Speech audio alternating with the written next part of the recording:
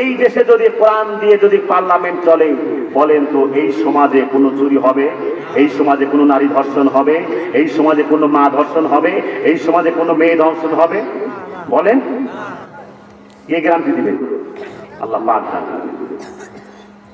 আল্লাহ পাক সুন্দর করে বলছেন, বান্দারে শোনো, ফামান তাবিআ হুদায়া ফালা খাউফুন আলাইহিম ওয়ালা হুম ইয়াহজানুন। আল্লাহু আকবার। এই কোরআন যদি সমাজে মানো, এই কোরআন যদি পরিবারে মানো, এই কোরআন যদি রাষ্ট্রে মানো, সব জায়গায় যদি কোরআনকে মেনে চলো, তাহলে সব কিছুর গ্যারান্টি আমার আল্লাহ পাক দিয়ে দেবে। সেই সমাজে কোনো চুরি হবে না, জিনা হবে না, লুণ্ঠন হবে না, ওয়ালা হুম ইয়াহজানুন। খাওয়া পড়া, শিক্ষা, চিকিৎসা, বাসস্থানে কোনো কিছুর ভয় থাকবে না, সব কিছুর গ্যারান্টি আমার আল্লাহ পাক দিয়ে দিবে। কে দিবে? আল্লাহ পাক দিয়ে দিবে। আমার বন্ধুগণ, কথা কোথায় ছিলাম আমরা? মনে আছে কি আপনাদের? মনে আছে? ওই যে আব্দুল্লাহর কথা মনে নাই? আব্দুল্লাহ কোথায় আছে? আব্দুল্লাহর বিরুদ্ধে বললেন যে আপনি কেমন লোক দিয়েছেন, সারা রাত তার চিন্তা নিজেরা আর ঘুম পাড়তে পারি না। আমার বন্ধুগণ, আহলে সুফার অধিবাসীদের মধ্য থেকে যখন এই কথা বলল, ইয়া রাসূলুল্লাহ, ইয়া হাবিবাল্লাহ, আপনি কাকে থাকার জন্য পারমিশন দিয়েছে? তার চিল্লানি জ্বালায় তো ঘুম পাড়তে পারে না।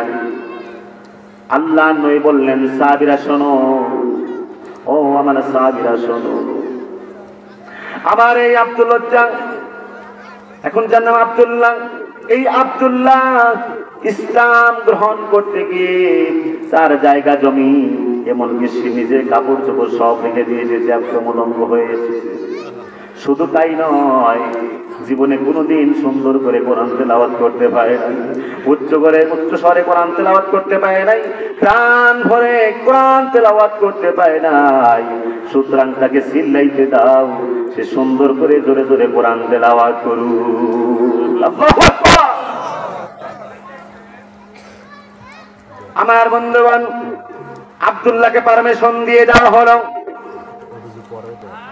আমার বন্ধুগণ খেয়াল করেন, বিশ্ব নবী তাবুকে যুদ্ধের জন্য ঘোষণা দিলেন। আব্দুল্লাহর কথা বলতে গেলে তো অনেক সময়ের দরকার। শুনবেন, শুনবেন, আমাদের একটা অপশনের কথা বলছি, আরো 3টা বাকি আছে। ঘন্টার পর ঘন্টা চলে যাবে, কিন্তু কথা শেষ হবে না।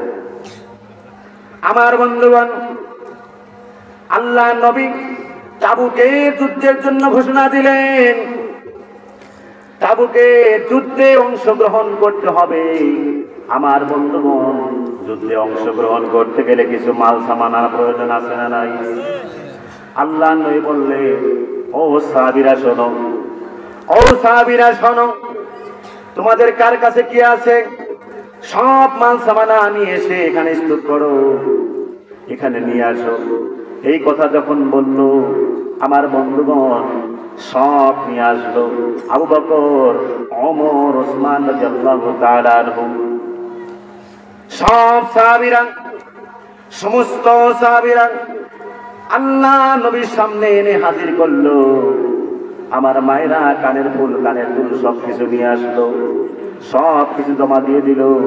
আমার বন্ধুগণ সব জমা দিল, কিন্তু আবু বকরকে আর খুঁজে পাওয়া যাচ্ছে। কাকে? সব দান করলো। আবু বকর কই? আবু বকর? সাহাবীদের বলা হলো, ও সাহাবীরা শোনো, তোমাদের সামনে তো সব দেখতে পাচ্ছি, কিন্তু আবু বকরকে তো দেখতে পাচ্ছি না। আবু বকর কই? আল্লাহ নবী বললেন, এই কথা বলার সঙ্গে সঙ্গে সাহাবী বললেন, ইয়া রাসূলুল্লাহ, ইয়া হাবিবাল্লাহ, আপনার আবু বকর ওখানে দাঁড়িয়ে আছে। আবু বকর কেন্দ্রে যার হয়ে গেছে, চোখে দর করে বাড়ি পড়তেছে। আবু বকরকে ডাকা হলো, আবু বকর শোনো। আবু বকর বিশ্ব নবীর সামনে হাজির হয়ে গেল, চোখ দিয়ে দর করে বাড়ি পড়তেছে। আমার বন্ধুগণ, আবু বকর সিদ্দিক রাদিয়াল্লাহু তাআলা আনহু এক মুঠো জব আর কিছু টাকা তার সামনে দিয়ে দিলেন। আল্লাহ নবীর সামনে দিয়ে দেওয়া হলো। আল্লাহ নবী বললেন, ও সাহাবীরা শোনো, আবু বকর যে দান করলো, তোমরা যেই দান করেছো তার তুলনায় আবু বকরের দানটাই বেশি গ্রহণযোগ্য হয়েছে। আব্দুল্লাহর কথা কিন্তু শেষ হয় না, কথা কিন্তু আসবে। আমার বন্ধুগণ, এই কথা যখন বললাম, বলার সঙ্গে সঙ্গে সমস্ত সাহাবায়ে কেরাম, সাহাবীদের মনে একটু খটকা লেগে গেল। আহারে, ওমর রাদিয়াল্লাহু তাআলা আনহু, ওসমান রাদিয়াল্লাহু তাআলা আনহু, ওসমান গনি, যিনি সবচাইতে ধনী ছিলেন, ঠিক কিনা বলেন? ওসমান গনি, ওমর, আলী রাদিয়াল্লাহু তাআলা আনহু, তার সমস্ত সাহাবীদের মনে মনে একটু কথা জাগলো, একটু প্রশ্ন জাগলো, যাহারে আমরা এত টাকা দান করলাম, এত টাকা দান করলাম, আর আবু বকর মাত্র কিছু জব আর কিছু টাকা দান করলো, আর আবু বকরের দানটাই আল্লাহর কাছে বেশি গ্রহণযোগ্য হয়ে গেল। এই কথাটি কেমন হলো? এরকম ভাবে যখন তাদের মনের ভিতরে এরকম জ্বালা পড়া শুরু হয়ে গেল, আল্লাহ নবী ডাকতে বললেন, ও সাহাবীরা শোনো, ও সাহাবীরা শোনো, আমি বুঝতে বাকি নই, আমি বুঝতে পারছি তোমাদের মনের ভিতরে এরকম জ্বালা যন্ত্রণা শুরু হয়ে গেছে, তোমাদের মনের ভিতরে কথাগুলো ঘুরপাক খাচ্ছে। এই কথা যখন বলল, আল্লাহ নবী বললেন, ও সাহাবীরা শোনো, হযরত ওমর রাদিয়াল্লাহু তাআলা আনহুকে জিজ্ঞেস করা হলো, ওমর খলিফাতুল মুসলিমিন, ওমর শোনেন, আপনি বাড়িতে কি রেখে এসেছেন আর এখানে কি নিয়ে এসেছেন? হযরত ওমর রাদিয়াল্লাহু তাআলা আনহু বললেন, ইয়া রাসূলুল্লাহ, ইয়া হাবিবাল্লাহ, ইয়া রাসূলুল্লাহ, ইয়া হাবিবাল্লাহ, আমার বাড়িতে অর্ধেক টাকা রেখে এসেছি আর অর্ধেক টাকা আপনার কাছে এনে দিয়েছি। হযরত আলী রাদিয়াল্লাহু তাআলা আনহুকে জিজ্ঞেস করা হলো, ও আলী শোনেন, ফাতেমার জামাতা, কার জামাতা? আরে ফাতেমার কথা মনে আসে, আমার মাদের সম্পর্কে অনেক কথা। আমার বন্ধুগণ খেয়াল করে, আলী রাদিয়াল্লাহু তাআলা আনহুকে জিজ্ঞেস করলো, আলী বললেন, ইয়া রাসূলুল্লাহ, ইয়া হাবিবাল্লাহ, আমার সম্পদের 3 ভাগের 1 ভাগ নিয়ে এসেছি আর 2 ভাগ বাড়িতে রেখে এসেছি। আমার বন্ধুগণ, হযরত ওসমান রাদিয়াল্লাহু তাআলা আনহু জিন্নুরাই, ওসমান গনি, তিনি সবচাইতে ধনী। ওসমান রাদিয়াল্লাহু তাআলা আনহুকে জিজ্ঞেস করা হলো, ওসমান রে, তুমি কি নিয়ে এসেছো আর কি বাড়িতে রেখে এসেছো? আল্লাহর নবী যখন এই কথা জিজ্ঞেস করলে, ওসমান রাদিয়াল্লাহু তাআলা আনহু বললেন, ইয়া রাসূলুল্লাহ, ইয়া হাবিবাল্লাহ, আমার সম্পদের এতটুকু অংশ আপনার কাছে নিয়ে এসেছি আর বাকি অংশটুকু আমি বাড়িতে রেখে এসেছি। আমার বন্ধুগণ, সব শেষে হযরত আবু বকর সিদ্দিক রাদিয়াল্লাহু তাআলা আনহুকে জিজ্ঞেস করা হলো, ও আবু বকর, দুঃখের সময়ের সাথী, হিজরতের সাথী আবু বকর রাদিয়াল্লাহু তাআলা আনহু ঠিক করে বলেন, দুঃখের সময় সাথীকে, হিজরতের সাথী, কষ্টের সময়ের সাথী আবু বকর রাদিয়াল্লাহু তাআলা আনহুকে বলা হলো, আবু বকর, তুমি বাড়িতে কি রেখে এসেছো আর তুমি এখানে কি নিয়ে এসেছো? হযরত আবু বকর সিদ্দিক রাদিয়াল্লাহু তাআলা আনহু বললেন, ইয়া রাসূলুল্লাহ, ইয়া হাবিবাল্লাহ, জাগতিক সম্পদ বলতে আমার বাড়িতে আর কিছুই নাই, আর কিছুই নাই, যা ছিল সব নিয়ে এসে আপনার কাছে দিয়ে দিয়েছি। আল্লাহু আকবার। আমার যুবক ভাইরা, আজকে মাহফিল দিয়েছেন, টাকা দিয়ে, শ্রম দিয়ে, পয়সা দিয়ে, বুদ্ধি দিয়ে যারা সহযোগিতা করেছে, আমি তাদের জন্য প্রাণ ভরে দোয়া করি, আল্লাহ রাব্বুল আলামিন আমার যুবক ভাইদেরকে যেন আলী, ওমর, ওসমান রাদিয়াল্লাহু তাআলা আনহু এবং মাজ এবং মুআওয়াজ রাদিয়াল্লাহু তাআলা আনহু, তাদের সাথে যেন হাসর নাসর কবুল করেন। সকলে বলি আমিন। আমার যুবক ভাইরা, প্রাণে কলিজা টুকরা ভাইরা, এই মাহফিল বন্ধ করবেন না, কোনোদিন বন্ধ করবেন? আপনারা মুরব্বীদের সহযোগিতা নিয়ে মাহফিল চালিয়ে যাবেন, আল্লাহ আপনাদের সহায় হবে, আপনাদের মাহফিল কোনোদিন ঠেকবে না ইনশাআল্লাহ। আমার বন্ধুগণ, যে কথা বলতেছিলাম, বিশ্ব নবী জনাবে মুহাম্মদ রাসূলুল্লাহ সাল্লাল্লাহু আলাইহি ওয়াসাল্লাম। সকলে বলেন সাল্লাল্লাহু আলাইহি ওয়াসাল্লাম। নবীর নাম শুনলে কি বলতে হয়? কথায় ঠেকা দেবে, তুমি না বললেই না, কি বলে? নবীর নাম নিলে কি বলতে হয়? তাহলে শুনুন, আল বখিলুল্লাযী মান যাকারতা ইনদাহু ফালাম ইউসাল্লি আলা, যার কাছে নবীর নাম বলা হলো, সে নাম বলার পরেও সাল্লাল্লাহু আলাইহি ওয়াসাল্লাম বলল না, সে ব্যক্তি সবচাইতে বিপদ। কি? আল বখিলুল্লাযী মান যাকারতা ইনদাহু ফালাম ইউসাল্লি আলা, যার নিকট আমার নবীর নাম উল্লেখ করা হলো, নবীর নাম নেওয়ার পরেও যারা সাল্লাল্লাহু আলাইহি ওয়াসাল্লাম বলল না, তার চাইতে বখিল, তার চাইতে কৃপণ আর কেউ নাই। আজকে থেকে এটা মিস করবেন না, বলবেন তো ইনশাআল্লাহ? বলেন, দু হাত তুলে আল্লাহকে দেখান, নারায়ে তাকবীর। দু হাত তুলে আল্লাহকে দেখান, আল্লাহ আমার যুবক ভাই বাবাজিরা যারা এসেছেন বসেছেন, আল্লাহ কিয়ামতের ময়দানে মাহফিলকে নাজাতের মাধ্যম বানায় দাও। সকলে বলি আমিন, নারায়ে তাকবীর। আলহামদুলিল্লাহ। প্রাণের কলিজার টুকরা ভাইরা, জিকির করি লা ইলাহা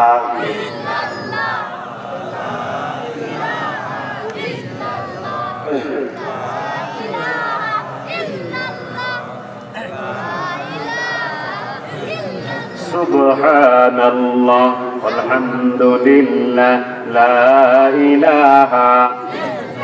উঠেন না, উঠবেন না কেউ। যুবক ভাইরা আমার, যাদের জরুরত তারা যাবেন। 1 আর 2 কি বলেন? এটার জন্য সার আছে।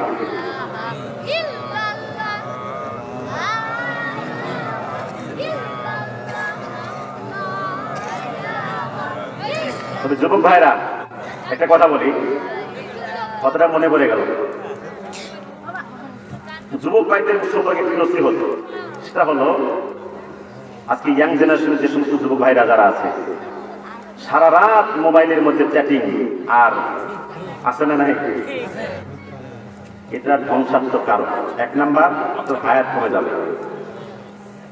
কি কমবে?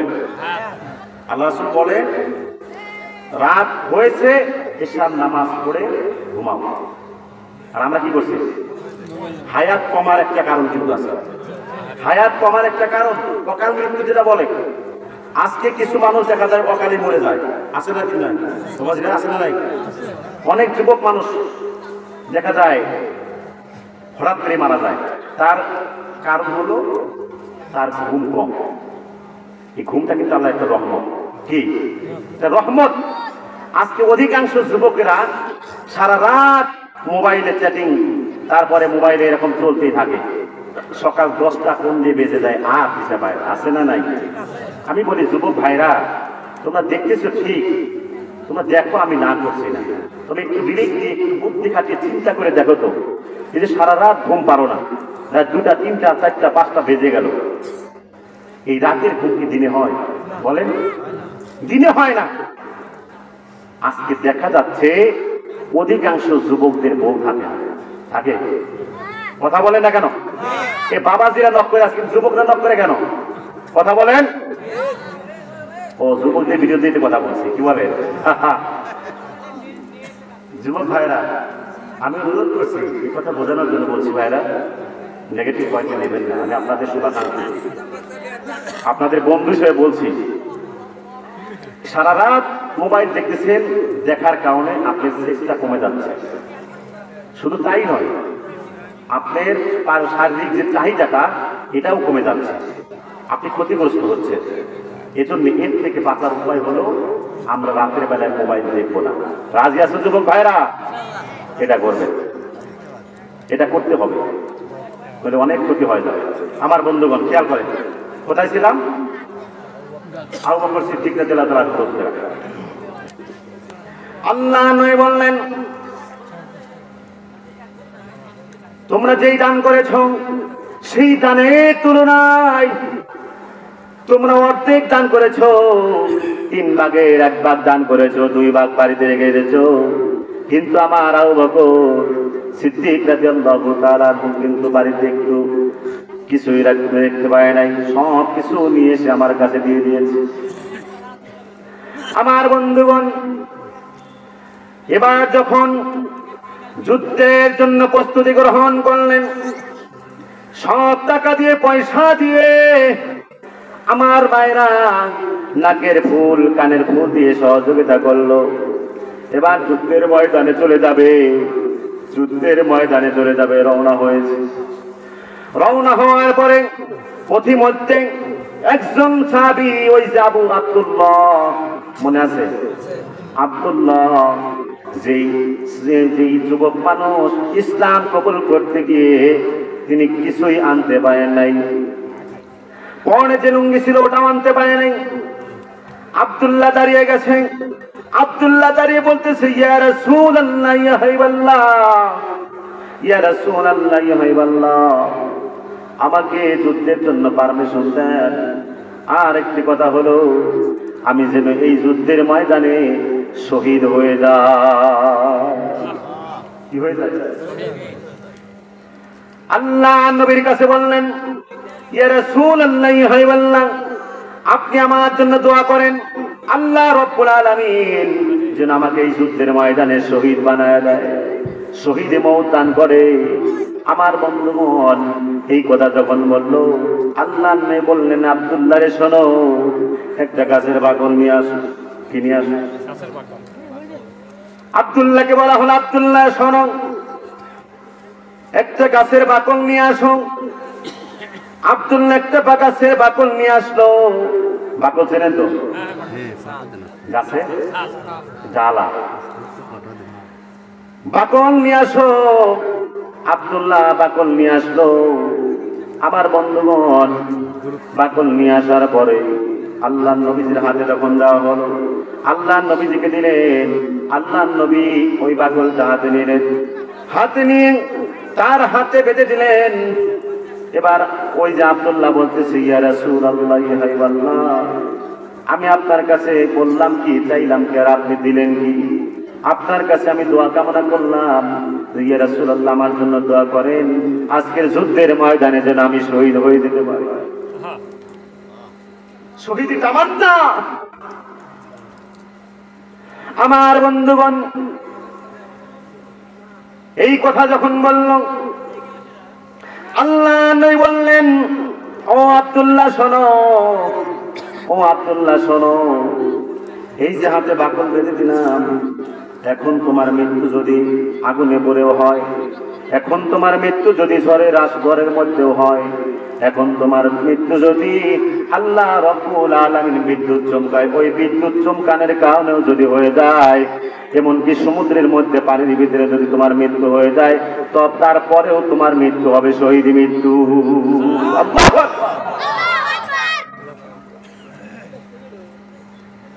আমার বন্ধুগণ এবার যখন যুদ্ধের ময়দানে অংশগ্রহণ করল, অসংখ্য সাহাবী জীবন দিয়ে দিল, তার মধ্যে জীবন চলে গেল, শহীদ হয়ে গেল। তার মধ্যে এই একজন সাহাবী আব্দুল্লাহ শহীদ হয়ে গেল। আব্দুল্লাহ শহীদ হয়ে গেল। আল্লাহ নবী সাহাবীদেরকে বললেন, সাহাবীরা শোনো, সমস্ত লাশ এক জায়গায় করা হলো, সমস্ত লাশ এক জায়গায় করা হলো। বলা হলো, আমার আব্দুল্লাহ কই? আব্দুল্লাহকে আনা হলো। আব্দুল্লাহকে তিনি নিজে দাফন করলেন, জানাজা পড়লেন, নিজে দাফন করলেন। আপনারা বলেন তো, আল্লাহ নবী যেই জানাজা, যেই দাফন করলো, তার চাইতে আর মূল্যবান আর কিছু আছে? আমার বন্ধুগণ খেয়াল আছে, মৃত্যুর কথা স্মরণ হয়, মৃত্যু কিন্তু আমাদের বরং করতেই হবে। হারে আল্লাহ নবী মারা গেল, আল্লাহ নবীর মেয়ে ফাতেমা মারা গেল। ফাতেমা কি হলো? মারা গেল। আমার মায়েরা, যে কথা বলতেছিলাম অল্প ভাবে বলবো, আমার বিশ্ব নবীর মেয়ে ফাতেমা যখন মারা গেল, মারা যাওয়ার পর কবরে রাখতেছে, কবরে রাখ দেখে আবু যর গিফারী রাদিয়াল্লাহু তাআলা, আবু যর গিফারী রাদিয়াল্লাহু তাআলা বলতেছে, ওরে কবর, তোর ভিতরে কাকে রাখবো তুই কি জানিস? তোর ভিতরে কাকে রাখবো তুই কি জানিস? আলী রাদিয়াল্লাহু তাআলা আসাদুল্লাহিল গাদী, হযরত আলী রাদিয়াল্লাহু তাআলা পরিস্থিতি রাখলেন, ওরে কবর, তোর ভিতরে কাকে রাখবো তুই কি জানিস? তোর ভিতরে যাকে রাখবো ইমাম হাসান হুসাইন রাদিয়াল্লাহু তাআলা মাকে কবর রাখা। হযরত আবু যর গিফারী রাদিয়াল্লাহু তাআলা বলতেছে, ওরে কবর, তোর ভিতরে কাকে রাখবো তুই কি জানিস? আরে কবর, তোর ভিতরে কাকে রাখবো তুই কি জানিস? তোর ভিতরে যায় রাখবো তিনি হচ্ছেন বিশ্ব নবী জনাব মুহাম্মদ রাসূলুল্লাহ সাল্লাল্লাহু আলাইহি ওয়াসাল্লামের কলিজার টুকরা মেয়ে ফাতেমা। আমার বন্ধুগণ, হযরত আবু যর গিফারী রাদিয়াল্লাহু তাআলা এই কথা যখন বলল, বলার সঙ্গে সঙ্গে একটা আওয়াজ এলো, ওরে কবর, কবর থেকে একটা আওয়াজ এলো, কবরের ভিতরে যাকে রাখবা ইমাম হাসান হোসাইনের মাকে চিনি না, ইমাম হাসান হোসাইনের মাকে চিনি না, আলী রাদিয়াল্লাহু তাআলা আনহুর স্ত্রীকে চিনি না, বিশ্ব নবীর কলিজার টুকরা মেয়ে ফাতেমাকে চিনি না। আমি চিনি আমল, আমল যদি ভালো হয়, আমল যদি ভালো হয় তাহলে পরে কালে নাজাত পাবে। সুবহানাল্লাহ বলেন, লিল্লাহি তাকবীর। প্রধান বক্তা